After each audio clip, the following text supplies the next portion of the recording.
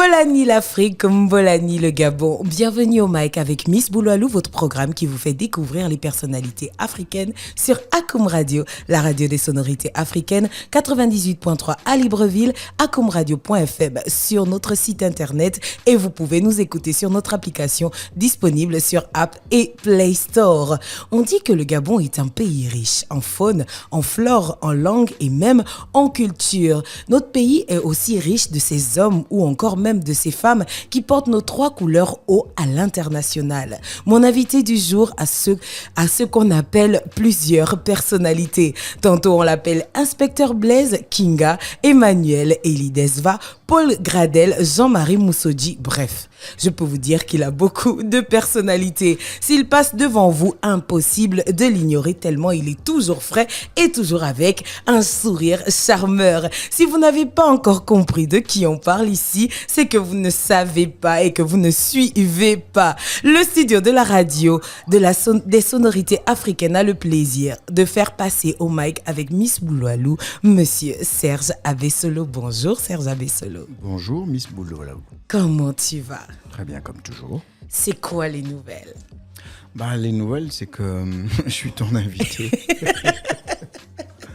Et c'est un plaisir. Tu as répondu rapidement à mon invitation. J'avais que le goût. Je me suis dit, bon, s'il répond vite comme ça, là, c'est qu'il va venir aussi me partager un peu les bonnes choses qu'il a reçues récemment. Là. Oiseau. Alors, si tu devais parler de ton année 2022 en une phrase, tu dirais quoi? Année de grâce, année de la récolte. Oui, on a tous vu que la récolte était bien lourde. Et c'est pas fini. Et c'est pas fini parce qu'il reste encore quelques semaines à 2022 et tu prépares encore quelque chose. Il faut déjà tout nous dire. Hein. Oui, je prépare encore beaucoup de choses. Il y en a qui sont déjà emballés, à être distribués dans quelques semaines. Donc le Père Noël passe aussi chez Serge Abessolo. Il ne faut pas oublier, Miss Bouloilou, il faut venir, tu me partages aussi. C'est pour le plus grand plaisir et bonheur de tous les cinéphiles, d'où qu'ils soient. Alors, des distinctions, des rôles importants dans 3 séries africaines. La question que moi je veux te poser, c'est comment on en arrive là? C'est le fruit du travail. Comme je le dis très souvent, le hasard n'arrive jamais par hasard. C'est votre travail qui fait parler de vous, en bien ou en mal. Et donc, au prorata de celui-ci, on vous prend comme tel. Où que vous soyez, si on sait que vous êtes bon dans tel ou tel secteur d'activité, on vous appellera. Si vous êtes mauvais, on ne vous appellera pas. Donc, Serge Abessolo vous dit en quelques mots que lui, en tout cas, il est bon. Prenez ça comme ça et puis Alors, moi, je veux qu'on revienne quand même à ton histoire parce que de la mécanique automobile au grand et au petit écran, c'est quoi ce virement? Comment est-ce que ça se passe? Il n'y a rien de spectaculaire. Il faut dire que oui, j'ai été un bon mécanicien par la force des choses parce qu'à l'époque, lorsque on avait un système éducatif qui voulait qu'en classe de CM2, on passe un concours d'entrée en 6e. Et vous étiez orienté dans un établissement parfois pas de votre choix. C'est ce qui fut mon cas. J'ai été envoyé au collège d'enseignement technique de Libreville où j'apprenais la mécanique automobile. J'ai suivi le cursus qui allait avec, première, deuxième et troisième, quatrième année. J'ai fait mon CAP, j'ai continué en BET de mécanique auto. C'était le cursus scolaire qui m'avait été imposé. Ah, ça avait été imposé par qui? Ton père, ta mère? Ah non, c'est pas mon père. Quand vous êtes admis au concours d'entrée en 6e, c'est pas vous qui choisissez.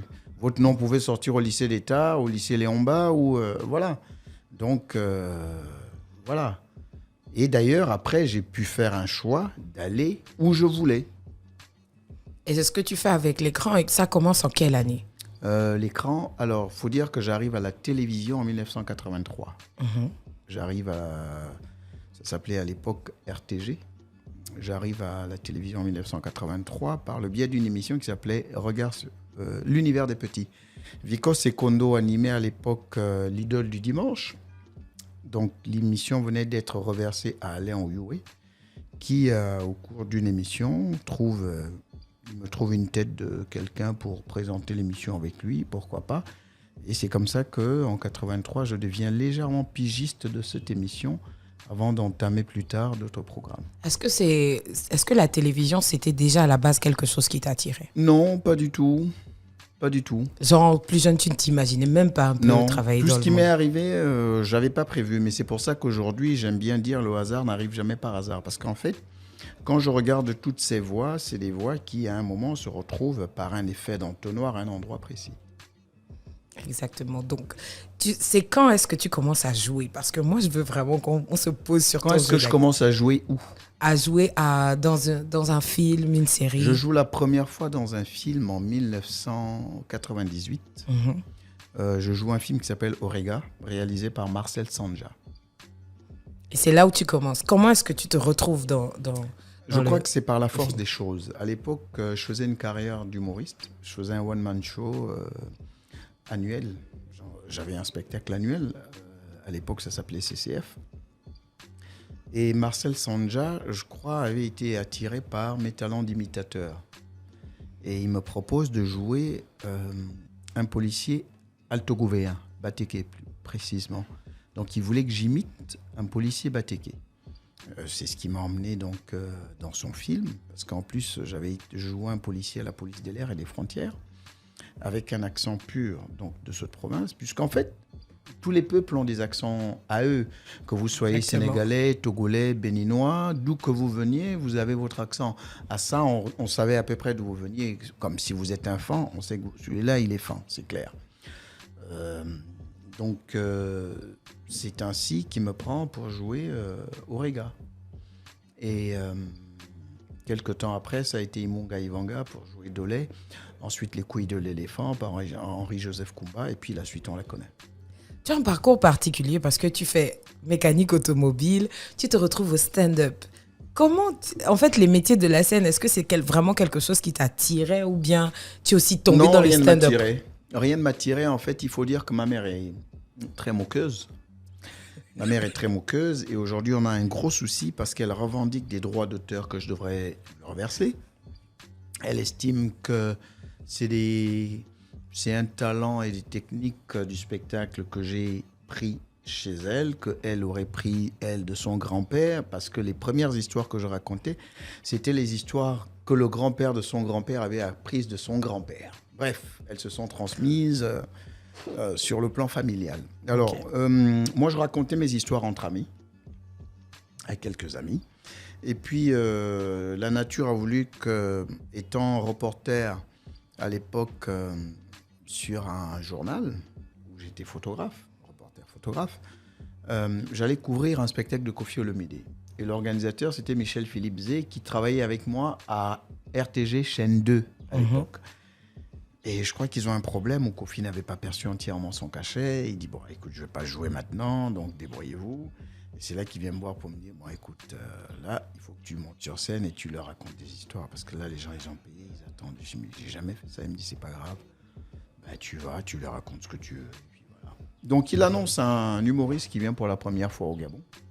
Et on se rend bien compte que c'est le mec qui faisait les photos, qui pose son appareil dans un coin de la scène. Et puis, voilà. Et puis tu commences comme ça. Voilà. Et c'est de là que c'est parti et tu Exactement. as créé ton show une fois par an.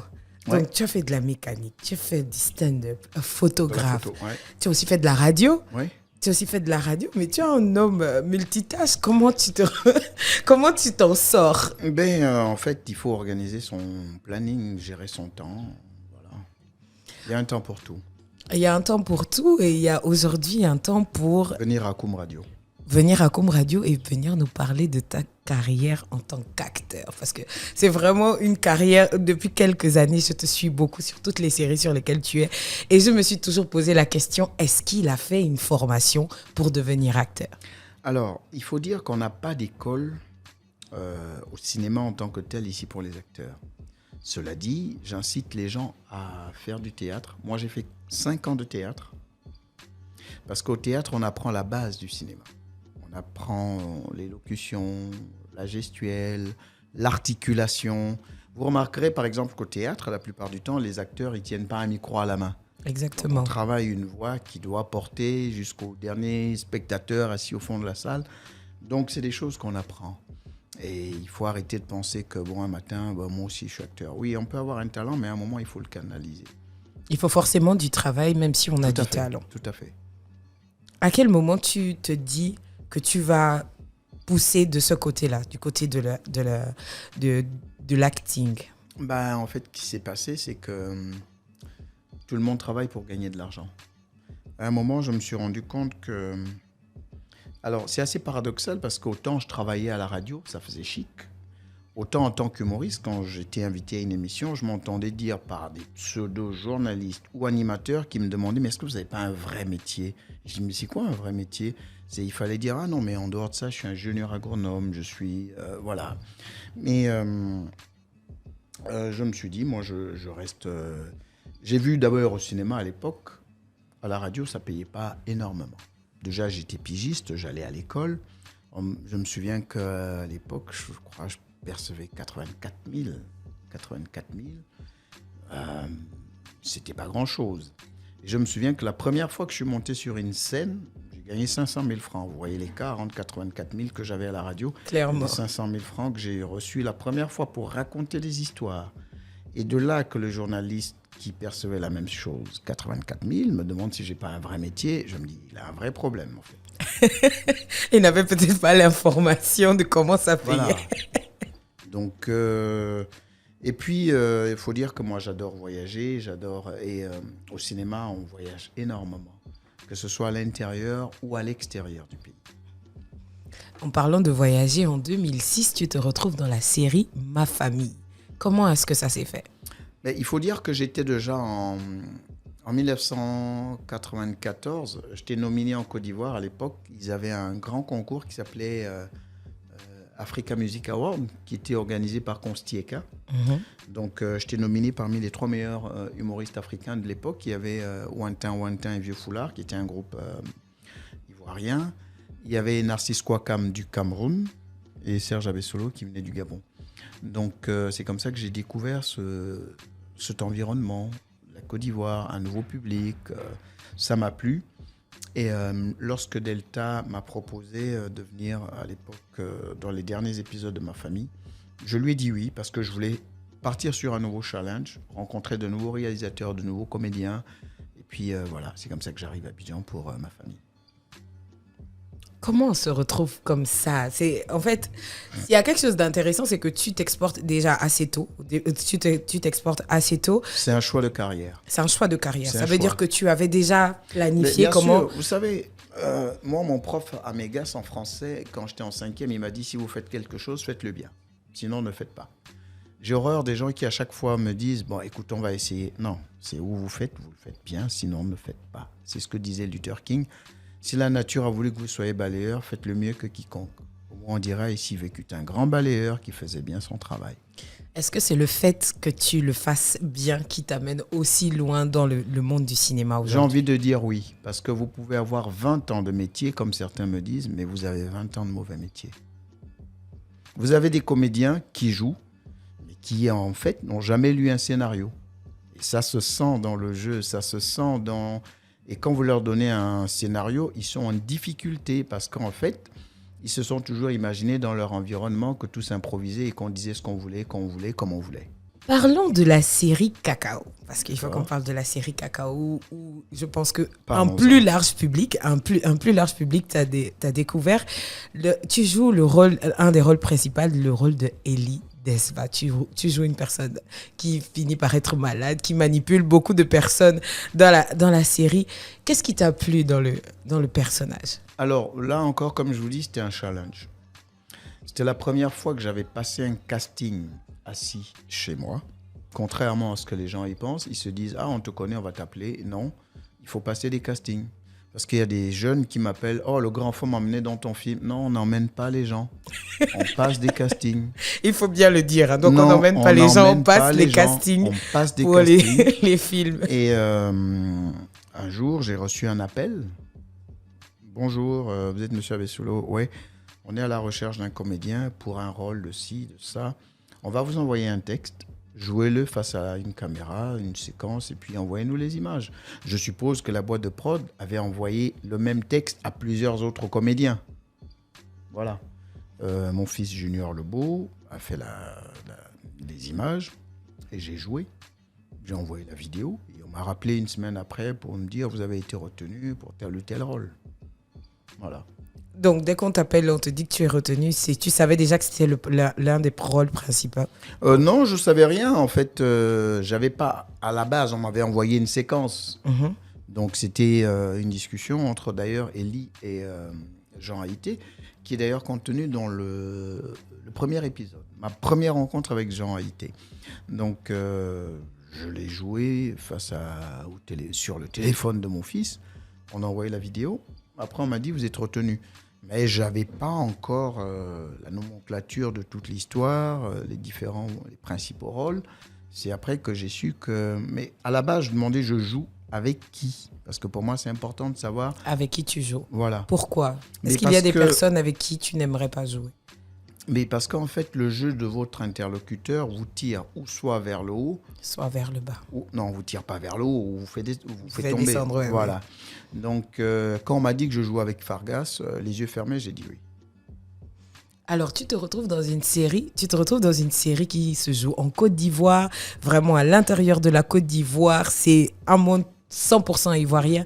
Est-ce que ça t'a un peu stressé de te retrouver dans ce cadre-là? Non, pas du tout, parce que au cinéma, chaque plateau est une rencontre, chaque plateau est une expérience enrichissante. Vous rencontrez un nouveau réalisateur, vous rencontrez de nouveaux comédiens, de nouveaux techniciens. Je vous dis, moi, je suis à la recherche perpétuelle de nouveaux défis. Donc, c'était déjà quelque chose de partir de chez soi, rester 5, 6, 7 mois dans un pays étranger. En plus, c'était top parce qu'on n'était pas qu'à Abidjan. On découvrait toutes les grandes villes de la Côte d'Ivoire où il y avait des plantations de cacao. Ça a été le cas de Mayo, Soubré, Adzopé. Aujourd'hui, je connais un peu la carte, entre guillemets, agricole de la Côte d'Ivoire. Donc, non, je me sentais bien. Il n'y a pas le stress. Est-ce qu'on t'a bien reçu? Parce que être le Gabonais qui a un rôle principal dans une série, on va dire, entre griffes ivoiriennes... Non, on ne recevait pas le Gabonais. On recevait l'acteur. Voilà, on recevait l'acteur. Après, généralement, dans un casting, on ne nous demande pas vous êtes de quel pays. Okay. On vous dit envoyez-nous 2 photos, une photo d'identité et une photo en pied, et une vidéo de présentation. Voilà. Tout simplement. Tout simplement. Et si vous êtes retenu, on vous rappellera et on vous fera venir. Donc sur le plateau, il n'y avait pas de différence entre les nationalités et tout ça? Non, j'habitais dans le même hôtel que Fargas, j'habitais dans le même hôtel que Nakissi Savané, j'habitais dans le même hôtel que mon fils Anthony Desva, que Sandra. On était tous dans le même hôtel. Voilà. Est-ce que tu t'attendais au succès que tu as eu avec cette série? Comme je dis, c'était un challenge. C'était une des plus grosses premières créations originales de Canal+. Donc, c'est un défi. Comme je dis, où vous le faites bien, sinon, ne le faites pas. Vous vous dites que normalement, quand vous partez de ce genre de projet, ça doit pouvoir vous ramener 6 autres projets. Sinon, vous êtes mal barré. Et de ton côté, on peut dire que tu n'étais pas mal barré puisqu'on te retrouve dans le futur est à nous. On te retrouve dans la série Impact. Et là, on part de la Côte d'Ivoire et on se retrouve au Sénégal. Mais l'histoire sénégalaise est complètement différente. Ah bon? Oui, parce que comme je dis, j'aime les défis. Après les Soutiguis, où j'étais vainqueur dans les catégories prix du public en 2020, parce qu'il faut capitaliser ce qu'on fait. Je suis allé à un festival et là, j'ai fait la connaissance de plusieurs comédiens sénégalais qui m'ont dit « Ah tiens, mais est-ce que tu connais le Sénégal? Viens voir notre environnement. » Je parlais avec Christiane Dumont, qui est une comédienne qui elle avait fait Plus belle la vie et qu'on voit également dans comment ça s'appelle, Sako et Mangane, entre autres. Donc je suis allé de mon plein gré, consentement. J'ai pris un billet. Je suis arrivé une semaine au Sénégal. C'est ça également, c'est un investissement. Je suis allé m'asseoir au Sénégal une semaine et c'est pendant mon séjour au Sénégal qu'elle m'a emmené voir 1 ou 2 maisons de production et justement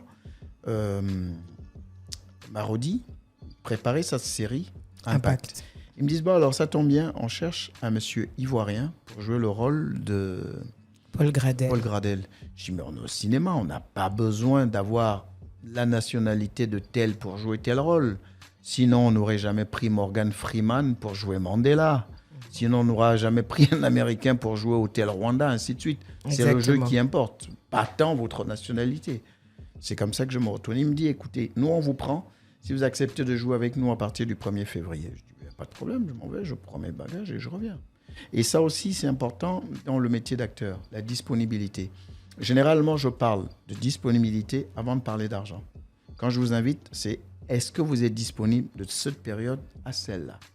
Si on est disponible, après, on peut parler d'argent. Par rapport à ton opportunité, par rapport au Sénégal, on peut dire que tu es parti saisir l'opportunité sur place là-bas. C'est ce que je dis, c'est un investissement. Ça veut dire que Serge Abessolo, il ne reste pas seulement à Libreville et puis les appels viennent d'ailleurs. Serge Abessolo aussi se déplace. Il faut forcer parfois le destin. Il faut le forcer parfois. C'est-à-dire qu'on ne reste pas là et puis on se dit non, si ça doit arriver, c'est parce que c'est écrit, ben je suis à la maison, j'attends que ça arrive. Parfois, il faut forcer le destin. Il faut secouer, comme on dit. Je suis parti. Et même la première fois que je suis allé en spectacle en Côte d'Ivoire, je me souviens que j'ai payé mon billet. Consti Eka faisait un spectacle pour une très grande marque de cosmétiques française. Il me dit, écoute, moi, j'ai la scène, mais je n'ai pas l'argent pour te payer. Je dis, c'est pas grave. Je vais payer mon billet parce que j'avais envie de rencontrer un nouveau public dans un nouvel environnement, dans un nouvel espace de travail. Et c'est ce qui fut fait. C'est à partir de 1994 qu'on a commencé à m'inviter en Côte d'Ivoire. Et du coup, tu parles de nouvel environnement, mais j'aimerais quand même revenir au Gabon. Est-ce que l'environnement, par rapport à toi, ta vision des choses, est-ce que pour toi, l'environnement, il est bien? Alors, c'est un peu compliqué de tourner au Gabon. D'abord parce qu'il y a des mécanismes qu'il faut mettre en place au cinéma. Au Gabon, par exemple, le cinéma dépend directement du ministère de la Communication. Sous d'autres cieux, il est sous la tutelle du ministère de la Culture. Alors, à partir de cet instant, on a l'impression que c'est géré comme un organe de presse, au même titre que Gabon Télévision, qui sont donc sous la tutelle du ministère de la Communication. Ça complique les choses, même quand je dois faire une autorisation de tournage, je suis obligé d'aller à la direction générale de la communication, non pas à l'Égis ou à l'ancien Sénassi. Sous d'autres cieux, c'est la cinématographie qui délivre cette autorisation de tournage. Donc, parfois, il y a du zèle. J'ai tourné ici, par exemple, lorsqu'on a fait Eki, avec les autorisations que nous avons obtenues, on nous a quand même arrêté 2 ou 3 fois pour dire « Ah ouais, mais bon, est-ce que vous n'avez pas fini? Vous n'avez pas filmé la maison du ministère. Montrez, vous me prenez le matériel, 1 heure, 2 heures, vous me faites perdre une journée de travail. » Donc ce zèle-là n'existe pas sous d'autres cieux. Quand j'ai une autorisation de tournage, je tourne. Je peux prêter le pays en guise de décor, comme ça a été le cas pour Tarzan ou d'autres choses. Donc il faut inciter les gens à venir tourner en termes de coproduction. Tant, ça peut forcément pas être de l'argent, mais même l'environnement devrait être un outil de travail. Et justement, aujourd'hui, tu as une certaine position à l'IGIS. Est-ce que dans ton travail aujourd'hui, tu penses à faire changer ce détail-là par rapport aux autorisations de tournage? Oui et non. C'est-à-dire qu'en fait, il y a... on se retrouve genre dans un système d'éternel recommencement. Vous voyez, lorsqu'on a fait le Sénassi, il y avait déjà des textes. À quel moment on a jugé utile d'enlever le Centre national du cinéma avec ses missions de production de ceci et de cela pour le transformer en institut? C'est quoi l'idée derrière? Dès lors que vous changez un directeur qui a participé à la création de cet organe, vous prenez quelqu'un qui arrive, qui peut-être n'était pas au courant, qui n'a pas la même vision, et on est vraiment dans l'éternel recommencement. Là, on est sur une commission des textes pour revoir les dispositions aujourd'hui de fonctionnement de l'IGIS. Ce n'est pas tant le directeur général qui décide et dit « bon, aujourd'hui, on va décider, l'IGIS, ça marche comme ça ». Non, vous êtes sous la tutelle d'un ministère et donc c'est comme ça. Et donc l'IGIS est sous la tutelle du ministère de la Communication ou celui de la Culture? Double tutelle, mais plus de la communication, parce que entre guillemets, c'est le ministre de la Communication pour l'instant qui nomme à l'IGIS. Revenons à ta carrière. Moi, je veux qu'on parle d'une scène de la 2e saison d'Impact, la scène où tu es bourré là. Il faut que tu m'expliques. Parce que quand j'ai vu ça, j'ai dit non, là, le grand est fort. Qu'est-ce que je dois expliquer? Est-ce que on répète combien de fois pour obtenir ce produit-là? Mais alors, déjà, il faut se mettre dans la peau d'un personnage. C'est pour ça que je dis il faut travailler au théâtre. Ok. Parce qu'un personnage, ça se travaille. On ne vient pas du jour au lendemain. Non. Il faut lire ce qu'on appelle la Bible des personnages. Dans la Bible des personnages, on vous explique la psychologie, l'attitude de tel personnage. C'est ce qui justifie chacun de vos mouvements. Parce qu'il est comme ça, il est comme ça. Chacun de nous a une nature intrinsèque et des attitudes à elle. Donc, c'est à ces attitudes-là qu'on vous reconnaît. L'histoire de Paul Gradel, elle est particulière. À la base, c'est un architecte qui a tout laissé pour s'occuper de ses enfants, pour faire de la place à sa femme. Mais à un moment, il a été alcoolique dans sa vie. Parce qu'en fait, donc, il faut connaître l'histoire des hommes et de manière à pouvoir la jouer. Donc, je l'ai lu et je l'ai joué comme c'était écrit. Parce qu'en plus, dans chaque séquence, c'est pour ça que je dis que c'est des métiers, un scénariste, il écrit ce qu'on appelle une didascalie. Au-delà du texte, il définit le cadre. Séquence 8, séquence jour extérieur. Paul Gradel arrive ivre, mort. Il arrive par la gauche, il croise, c'est écrit. Vous, spectateurs, téléspectateurs, vous voyez la scène et le dialogue. Mais en fait, chacun des mouvements est écrit et bien déterminé. Un petit secret, tu l'as joué combien de fois celle-là? Une seule fois? C'est le réalisateur qui décide. Alors, on avait je crois qu'on a dû la faire sur 2 prises parce qu'on avait un problème de costume. Le costume, dès qu'il est mouillé, vous ne reprendrez jamais. Sinon, on voit bien qu'il y a un faux raccord entre l'instant où le costume est sec. Voilà. Et lorsqu'il est mouillé. C'est pour ça, si vous le faites, faites-le bien. De manière à ce qu'on ne se retrouve pas piégé par ce genre de détails. Parlons de ton rôle dans Mami Wata, le commissaire. Oui. On a une scène où tu te fais violenter par une femme. Est-ce que c'était pas difficile de jouer cette scène-là? Dans Mami Wata? Oui, lorsque ta femme te tire la non, on n'est pas dans Mami Wata, on est dans Eki. Ah, pardon, excuse-moi, dans Eki. Parce que c'est une scène, je me suis dit, oh, est-ce qu'il a accepté de se laisser un peu malmener comme ça? Alors, la séquence, et c'est là aussi, entre guillemets, après on peut dire que vous êtes imbu. Mais il faut dire que dans cette séquence, il y a un peu de moi. C'est-à-dire qu'entre ce qui était écrit, généralement, moi je dis au réalisateur, ok, je vais vous faire 2 ou 3 propositions. Je vous propose ce que vous m'avez demandé. Et je vous propose moi comment je sens la séquence. Okay. Et le premier assistant réalisateur, quand je l'ai joué, il me dit garde ça. Donc il y avait beaucoup de moi dans cette séquence. Et voilà, je suis content de voir. T'as pas un peu charrié sur les réseaux par rapport à cette scène-là? C'est pas grave. Bon, vous savez quoi que vous fassiez dans la vie, on dira toujours quelque chose. Ah oui, c'est clair. D'ailleurs, sur les réseaux sociaux, on voit que tu es très actif. Quelle est ta relation avec ta communauté sur les réseaux sociaux? Est-ce que ça se passe bien? Ça se passe plutôt bien. Ça se passe plutôt bien. À la base, c'était pas mon truc. Carrément pas? Non. Moi, je fais pas une course effrénée aux followers. Je sais pas, c'est comme quelqu'un qui m'a dit, vous n'êtes pas certifié. C'est pas grave, c'est moi. Je suis déjà certifié moi-même. Donc, en tant qu'acteur, c'est déjà suffisant. Voilà, donc j'ai pas tant besoin d'un poinçon bleu pour dire oui, je suis le vrai. Je suis moi déjà, ça me suffit. Donc, c'est un de mes neveux qui avait ouvert ma page il y a quelques années, malheureusement. Il est décédé. Et c'est là que je me suis dit, bon, je vais entretenir la page, ne serait-ce que pour lui. On va continuer d'entretenir. Et puis, parfois, ça me fait plaisir de répondre aux gens. Je trouve qu'il faut être courtois avec tout le monde. Des gens qui prennent de leur temps pour vous faire un like, un commentaire, une réponse ne ferait que plaisir. Je trouve que ne pas répondre, c'est comme, je m'en fous, like, et puis c'est tout. Donc pour toi, c'est important d'entretenir un certain... Oui, c'est important. Est-ce qu'il y a certaines personnes que tu rencontres dans la rue? Comment ça se passe? Il y a des gens qui me rencontrent dans la rue. Je vous ai écrit. Je dis, ouais. Mais vous m'avez répondu. C'est déjà bien, tu vois. Plutôt que quelqu'un, ouais, mais je vous ai écrit, vous m'avez snobé. Qu'est-ce que tu fais des commentaires négatifs en général? Je laisse les gens. Est-ce que, par exemple, tu fais comme les autres, tu supprimes ou bien tu les laisses là? J'ai pas le temps. Il faut laisser les gens dire ce qu'ils ont envie de dire. Parfois, il y en a qui ont comment je vais dire, ils ont des critiques. Elles peuvent être constructives, elles peuvent permettre d'améliorer ou pas.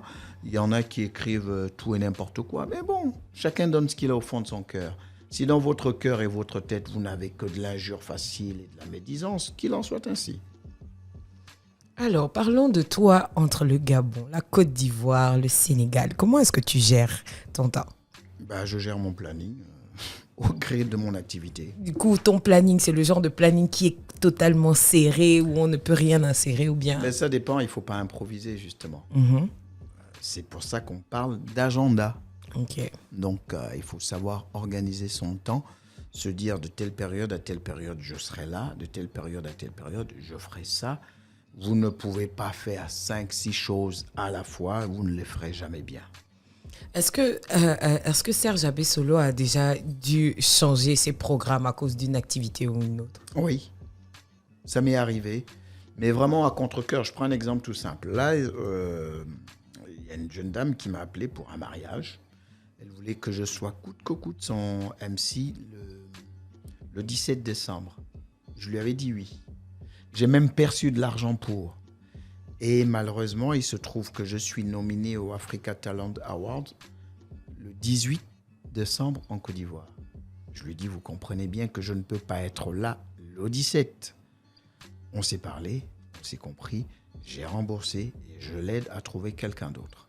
Très intéressant. Donc, tu es aussi MC. Tu fais tu as beaucoup d'activités. Mais moi, je vais parler de tes activités hors écran. Qu'est-ce que Serge Abessolo fait de son temps libre? Déjà, la première question, est-ce que tu as du temps libre et qu'est-ce que tu fais de ton temps libre? J'essaie de lire les nouveaux projets que j'accepte. Les nouveaux projets? Oui, parce que je reçois beaucoup de scénarios. Là, par exemple, je sais ce que j'ai à faire pour le début de l'année. Jusqu'en juin prochain, je sais exactement ce que j'ai à faire. Donc, Serge Abessolo est déjà booké jusqu'en juin 2023. Hélas, oui. Je sais que j'ai un long métrage, un magnifique long métrage qui est tiré d'une œuvre littéraire, d'un roman que tout le monde a quasiment lu, donc on va l'adapter au cinéma. Mais là, on revient au long métrage, parce qu'à la base, ma carrière au cinéma, je l'ai commencé sur du long métrage. Oui. La série est arrivée dans les foyers il y a quelques années. Et donc, je retourne au cinéma sur ce long métrage. J'ai 2 propositions de séries. Donc, je sais à peu près ce que j'ai à faire. Entre les longs et les courts métrages, qu'est-ce que tu préfères? Alors, j'aime bien les longs métrages parce que ça prend moins de temps. Un long métrage, on peut le faire sur 1 mois. Une série, si vous prenez Impact, c'est 4 mois minimum. Si vous prenez une série comme Le futur est à nous, c'est 7 mois, quoi. Voilà. Donc, ça vous prend beaucoup de temps, c'est beaucoup d'énergie. Or, un long métrage, c'est compact. Alors, quels sont pour toi les 5 requis pour devenir un bon acteur?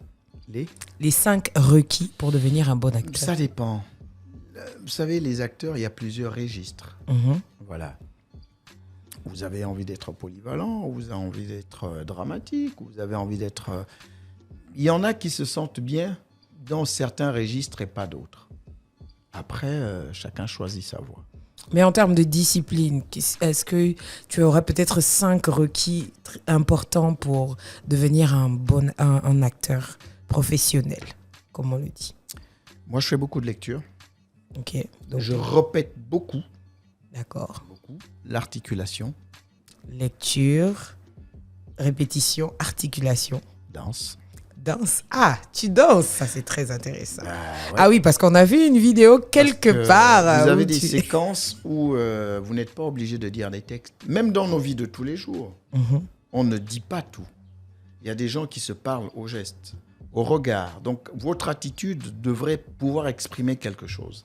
C'est ce qui emmène le téléspectateur à dire « Ah, donc c'est pour ça. Oui, le jour-là, quand il y a eu telle séquence, il était comme ça. » Parce que, justement, tout n'est pas dans le texte. Voilà.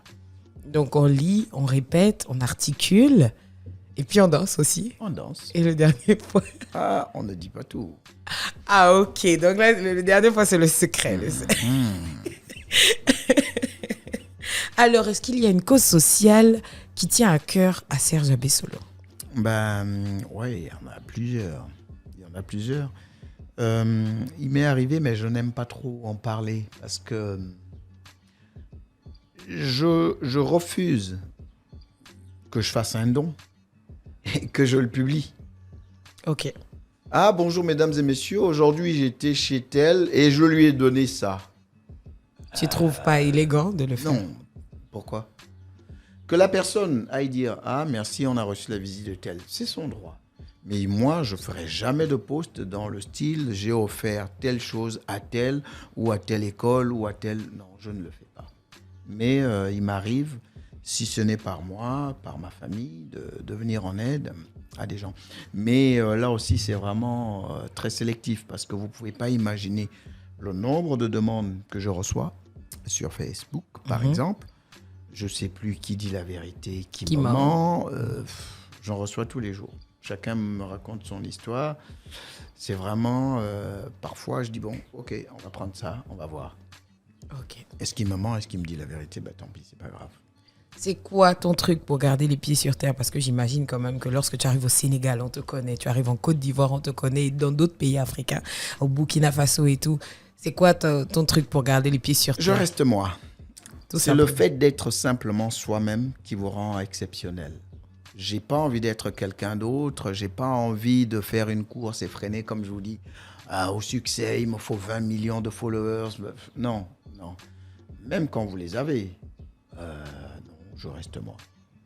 Voilà. Tu restes toi. Et parlons un peu de toi en famille. Serge Abessolo, tu es le papa de Junior Lebeau et de Curly. Ouais. Tu as quand même, donc tu es une célébrité, et puis tes fils aussi sont des célébrités. Est-ce que tu es au courant? Ils sont célèbres? Ah oui! Ah si tu n'es pas au courant. Par exemple, Junior Lebeau, est-ce que tu sais qu'on l'appelle pasteur? On l'appelle pasteur quelque part dans Libreville et qui fait un culte tous les dimanches. Ah là là. Ah Junior Lebeau, je suis désolée, je t'ai trahi. Ah, tu ne le savais pas? Non. Donc tu n'es pas au courant des activités de tes fils? Je sais qu'il avait une page YouTube, les stories de Junior Lebeau. Oui, qui est toujours disponible. Où il fait toujours une vidéo quand il va au Cameroun. Ça, je sais. Je sais que j'ai vu une ou deux vidéos, il animait un truc dans un maquis quelque part, au micro. De bar. Ouais, il disait toujours… Qu'est-ce qu'il dit même lui Donc voilà, il m'arrive de regarder, je rigole. Parfois, je dis ça, non, tu vois, ça, il ne faut pas le faire. Parce que justement, dans l'élan de la jeunesse, parfois, on se lance dans des choses qui parfois peuvent nous porter préjudice plus tard. Ok. Donc, quelle est ta relation? Est-ce que ce sont tes deux seuls enfants? Parce qu'on les connaît, eux, mais est-ce que… Non, c'est les deux qui ont envie de se faire connaître. le reste de la famille ne veut pas être connu. Non, chacun… Vous savez, dès lors qu'on est adulte, on choisit sa voie. Ok. Dieu nous a imposé une chose, une seule. C'est d'être né de monsieur et madame tel. Ça, vous n'avez pas choisi. Quand moi, je suis arrivé à l'école d'application d'Akébé 1 en 1975, vous êtes au CP1A, vous êtes 28, vous dites à un moment, voilà mon camarade de classe, pas celui-là. C'est-à-dire que tout le reste de ce que vous faites dans la vie, c'est des choix. Aujourd'hui, Bouloualou, elle a 15 dragueurs, elle dit, je prends Jacob, pas Timothée. C'est des choix. Ok. D'accord. Donc, du coup, est-ce que tu penses que c'est toi, ta carrière, qui a eu de l'impact sur la leur? Et ils se sont dit, nous aussi, on va faire comme papa. Je crois que pour Curly, oui, quand même. Parce que je vois qu'il essaie de faire les mêmes choses que moi. Il est maître de cérémonie. Il est désormais maître de cérémonie. Il a joué quand même déjà aussi dans un film. D'ailleurs, je lui ai proposé un film au Cameroun. Malheureusement, il n'a pas pu venir parce que ça coïncidait à une période où il soutenait. Junior aussi s'est mis au cinéma parce que je l'ai vu dans Mami Wata. Donc, voilà, si ça peut inspirer… Ah, mais quand tu dis tu l'as vu, c'est comme si genre c'était un inconnu que tu as… Mais je vais vous surprendre parce que on s'est croisés le jour du casting. Alors, pour revenir au casting, vous voyez, j'ai passé le casting en même temps que mon fils. Ça ne m'a pas dérangé. J'ai croisé Junior à l'Institut français, il venait passer son casting. Comme moi, on était tous assis dehors. Du coup, vous ne vivez pas ensemble ou non, vous n'êtes pas vus le matin à la maison, non? Non, on n'est pas dans la même maison. Ah, ok. Donc, vous êtes croisés. On s'est croisés au casting. Voilà. Donc, je ne suis pas arrivé là. Ah tiens, c'est Serge Abessolo, vous la dégagez. Non, j'étais assis avec tout le monde dehors. C'était mon tour, on m'a appelé, je suis venu. Point. Donc, ça veut dire qu'il n'y a pas de... Serge Abessolo a eu ce rôle-là parce que c'est Serge Abessolo. J'ai passé un casting devant tout le monde. Ok, d'accord. C'est comme j'ai passé des castings où je n'ai pas été retenu. Alors, ce qu'il faut retenir lorsqu'on ne vous prend pas à un casting, ce n'est pas que vous n'êtes pas bon. C'est que vous ne correspondez pas au personnage que nous recherchons. Boîte de prod, directeur de casting. Il a dans sa tête une idée de la personne qu'il recherche. Exactement. Donc, ce n'est pas que vous n'êtes pas bon. C'est que vous ne correspondez pas à ce qu'on veut. Voilà, parce que j'entends, allez, s'ils ont fait la combine, comme c'est moi là, ils m'ont refusé. Si c'était encore à Abessolo, ils allaient le prendre. Non, c'est pas ça. Mais petite confidence, la dernière fois qu'on t'a recalé, c'est quand? On m'a recalé sur un long métrage burkinabé où, voilà, on m'a pas pris, on m'a pas pris. C'était en quelle année? Je crois il y a 1 an. En plus, je venais de faire Cacao. Donc, ils m'ont envoyé le scénario. Pareil, on m'a dit de jouer. J'ai joué, j'ai envoyé les vidéos. Ils m'ont fait un mail poli. Nous sommes au regret de vous dire que vous n'avez pas été retenu. Du coup, là, ça n'a pas mis un petit point dans ton non, orgueil. mais c'est pour ça qu'il faut essayer de se surpasser. Je me dis que si j'avais été meilleur, on m'aurait gardé, pas quelqu'un d'autre. Voilà. Je vous prends l'exemple, la séquence de Mami Wata. Avec, je l'ai répété avec ma fille à l'époque, elle avait 12 ans. Elle me fait la réplique, on l'a joué. Et j'ai regardé comment on l'a joué avec un ton plus haut et on l'a rejoué plus calme. Parce qu'en fait, il faut être naturel. Il ne faut pas exagérer, il ne faut pas que ça soit surjoué. Ça devient comme du théâtre. Et quand je suis arrivé sur le plateau, et j'ai fait exprès, j'ai gardé les 2 vidéos. La vidéo que j'ai faite avec ma fille à la maison et le produit final qui a été diffusé sur la chaîne où Manu a été diffusé. J'ai regardé, je me suis dit, j'ai dit bravo à ma fille. D'accord. À part Curly et Junior Lebo, donc tu as une fille. Oui, j'ai 3 filles. Ouais. Tu as 3 filles. Ouais. Et qu'est-ce que tu leur apprends en général sur la vie? On discute de la vie au quotidien, de ce qu'est la vie. Elle n'est pas forcément ce qu'on voit. Parce que même les humains que nous fréquentons, je leur dis faites attention. Mobutu avait écrit une lettre à son fils en 1973. Et j'ai retenu cette lettre parce qu'il lui disait fais attention aux humains. Dans la lettre, il envoyait 2 photos. Regarde bien tous les gens. La haine que nous vouent les milliers de Zaïrois, ils en sont responsables. Parce qu'on dit toujours c'est l'entourage du président, familial ou politique. Fais attention, chez ces gens-là, ce qui se lit sur le visage n'est pas le reflet de ce qui se passe dans leur cœur. Est-ce que parmi les 3 filles, il y a une qui se met sur le chemin du cinéma aussi? Pour l'instant, elles racontent toutes des histoires drôles quand elles en ont envie. Je viens de vous dire que je répète avec une. La plus grande, elle a fait 2 ou 3 vidéos où elle faisait Henrik Mokoko et Victor Mundunga.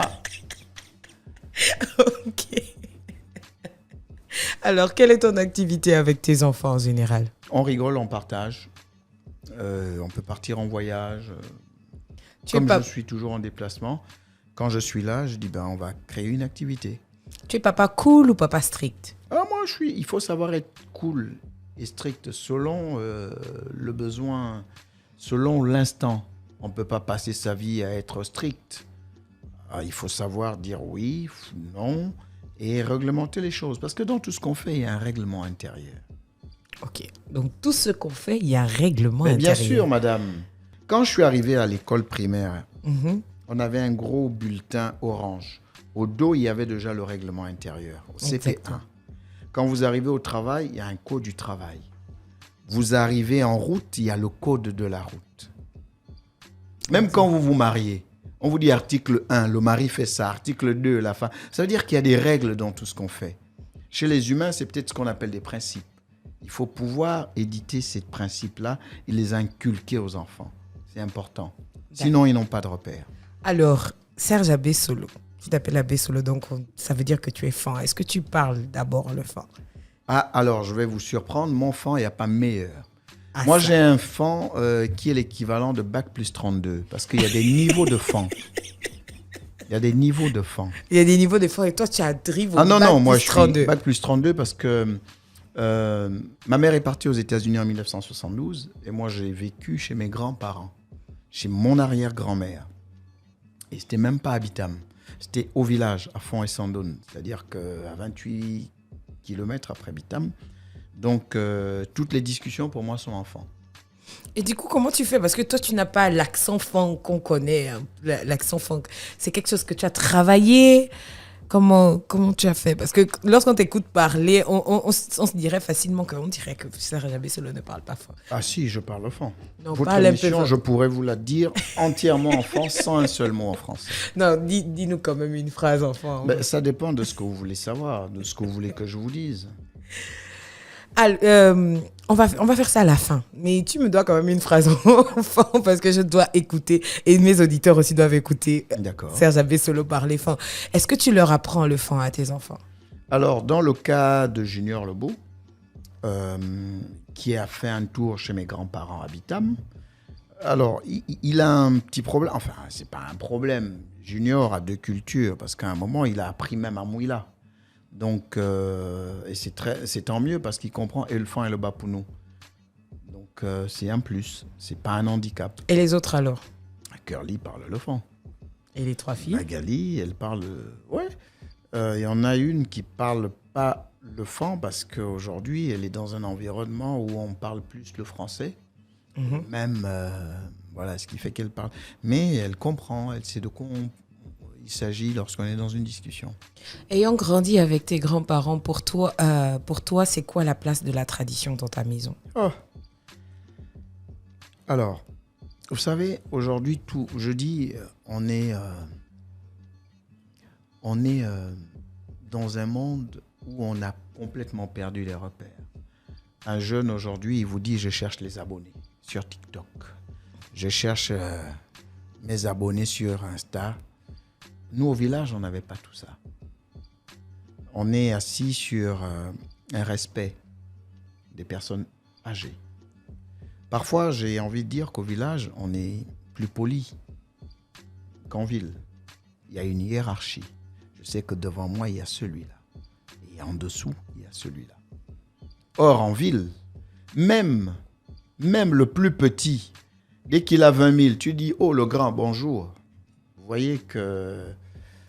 Non, on a un respect des aînés, de l'environnement. D'ailleurs, tout ce qu'on fait en ville, nous, on le fait au village. J'entends dire « On va au parc, forêt classée ». Mais ça existe au village. C'est ce qu'on appelle le village, la forêt sacrée. On y entre avec un guide. On ne fait pas ci, on ne fait pas ça. Et donc, la place de la tradition, elle est grande, petite? Ah, moi, j'ai gardé un rapport particulier, d'ailleurs. C'est une très grande part. Pour petite histoire, je vais dans mon village une fois par mois. Ouh, une fois par mois? Une fois par mois. Eh ben, dis Le donc. deuxième week-end de chaque mois, je vais chez mon village. Ok, d'accord. Et c'est très bien. Donc, tu vas souvent avec les enfants, du coup? Ceux qui veulent venir, ils sont adultes. Est-ce que tous tes enfants sont adultes? Du coup, il n'y a pas certains à qui tu imposes que bon, là, on y va. Non, je n'impose pas. Il ne faut pas imposer. Alors, pour toi, la famille, c'est? La famille, c'est important. C'est ma première, c'est ma base, c'est ma souche. Je veux dire, l'extérieur m'a découvert plus tard. Mais je suis d'abord avec ma famille. Donc, la famille a une très grande place dans ta vie. Vous en doutiez encore? Tu laisserais le cinéma pour ta famille? Au cinéma, on ne laisse pas le cinéma parce qu'en fait, au cinéma, il y a une place pour toute tranche d'âge. Ok. C'est-à-dire qu'il y a un rôle pour le vieux de 95 ans. Exactement, il y a un rôle pour Comme il y a un tout le monde. rôle pour le bébé. Exactement. Alors, on arrive à la fin de notre interview, Serge Abessolo.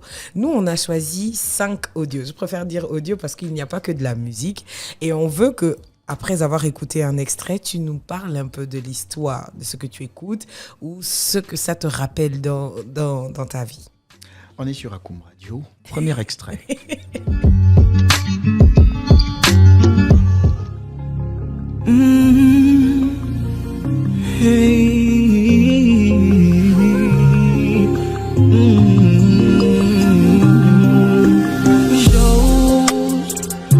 Le tout notre amour sommes-nous si manches à leurs yeux? Pourquoi le monde est contre nous? Alors, le générique d'Impact. Quand tu écoutes ça, ça te fait penser à quoi? Impact. C'est le Non, générique tu dois nous d'Impact. partager un petit moment. Non, il n'y a aucun moment en particulier. En fait, au début, parce qu'en plus, vous savez, comme je dis, chaque peuple a son accent. Au début, je n'avais pas compris que le mec, il chantait en français. Ah bon? Ouais, au début, j'ai pensé qu'il était en Wolof. Et c'est la suite, sommes aussi moches à leurs yeux. Je dis, Et là, tu te dis, ah ouais, là, du coup. Mais voilà, ça me faisait bien rire. Mais ce mec, c'est un génie. Il chante très bien parce que, vous voyez, comme je dis, au cinéma, il y a plusieurs métiers. Cette boîte crée des musiques de films, ce qu'on ne fait pas encore. Megura Group. Dans toutes les productions chez Marodi, ils ont fait des musiques. Ouais, exactement. On continue avec le prochain titre.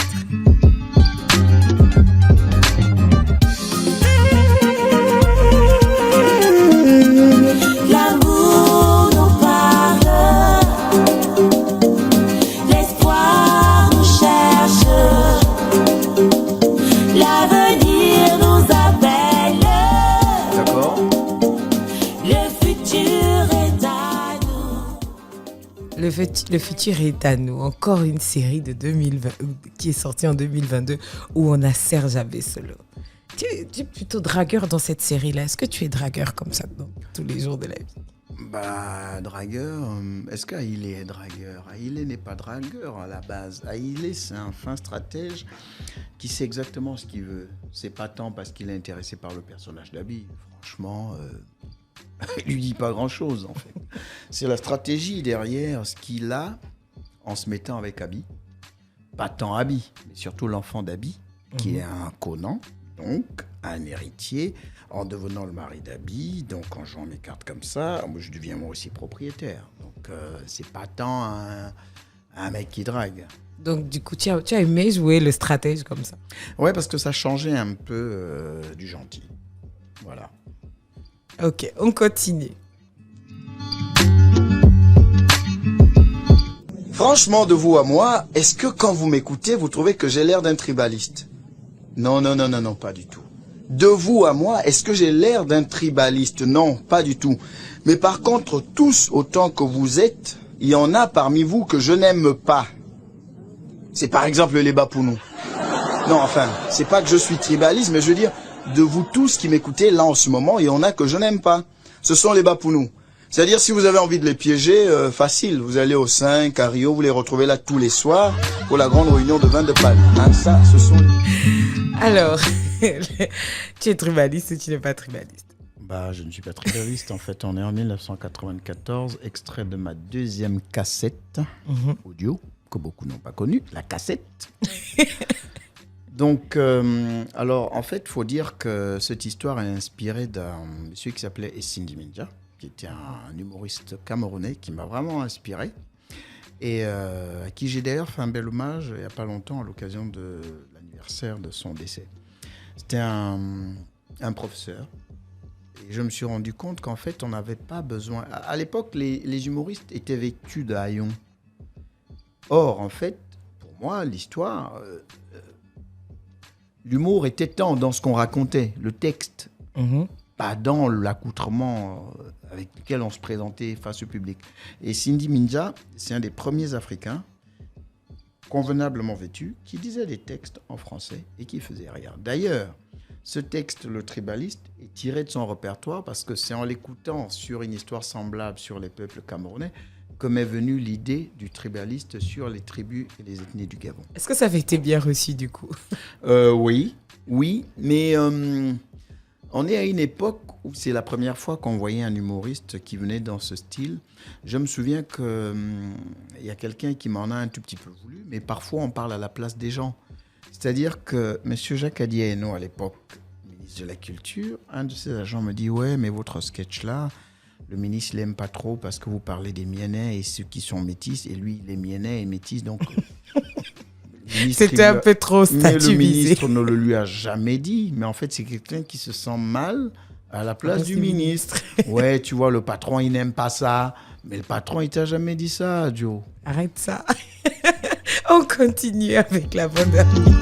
Et quand le président du Gabon, il arrive, il se dit, bon, on m'a cartonné, on a dit, Mon gouvernement, ils sont nombreux, alors je vais diminuer. Il demande au président conseil, au président français, qui lui dit « Non, mais vous faites pareil, hein, c'est pas la peine de garder les mecs qui foutent rien.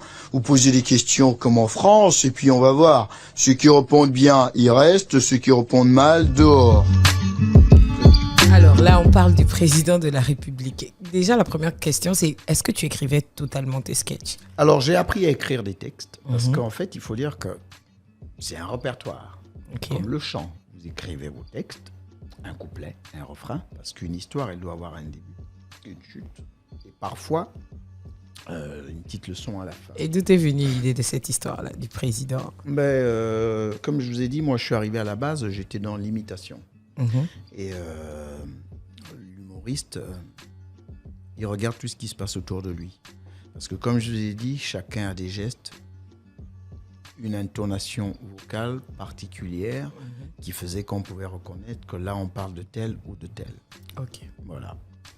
On va avec le tout dernier titre. Toi tu connais, c'est le fils de Maman Pi. C'est El Gore qui a fait la fraude. 2022, on reste en suspension. Alicia, tu gaga. Oh non, l'oiseau rare fait les sons des bars. Moi on me connaît et toi on ne te connaît pas. Sanjoum, il sort de chez lui avec 1500, mais il rentre. On a pu voir qu'il y a quelques jours. Sanjoum.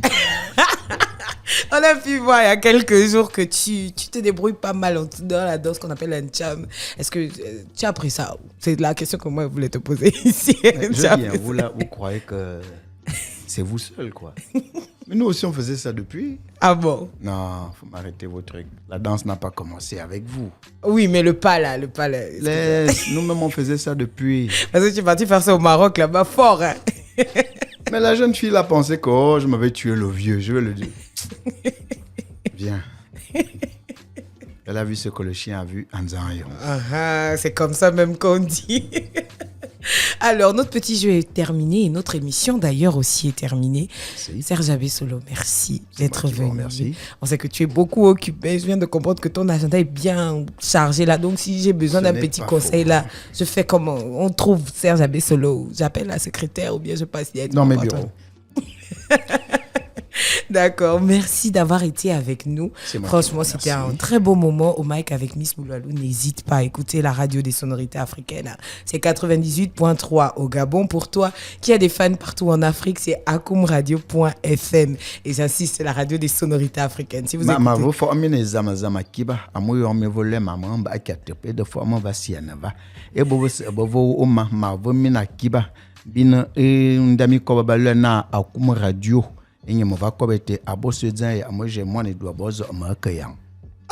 Bon, enfin, traduction quand même, parce que là, il faut quand même traduire ce que tu viens de dire. Merci, j'étais à Koum Radio, voilà, merci pour votre invitation. Serge Abessolo, je vous dis au revoir et à très bientôt. Oh, waouh, c'était très beau. Donc, c'est sur cette touche que se termine notre émission au mic avec Miss Bouloilou. Moi, je vous retrouve la prochaine fois avec un autre invité. Merci encore, Serge Abessolo. Rendez-vous sur les 98.3 FM. Tout ça, c'est long, mais quand